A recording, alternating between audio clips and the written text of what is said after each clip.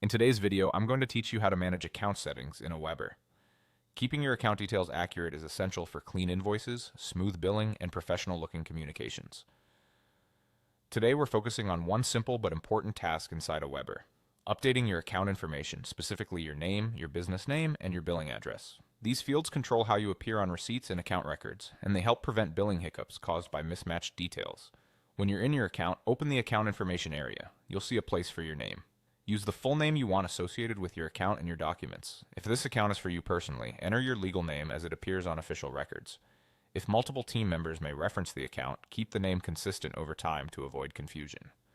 Next, look for the business name field. Enter the name exactly as you want it to appear on invoices and communications tied to your account. If you operate under a registered company, use that full legal name, including suffixes like LLC or Ltd if they apply.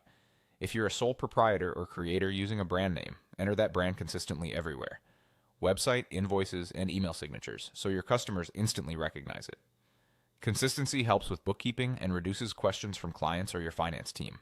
Now update your billing address. This should match the address tied to your payment method to minimize the risk of a declined charge. Include the correct street address, apartment or suite number if relevant, city, state or region, postal code, and country. Double-check spelling, spacing, and postal codes, and any capitalization your local postal service expects.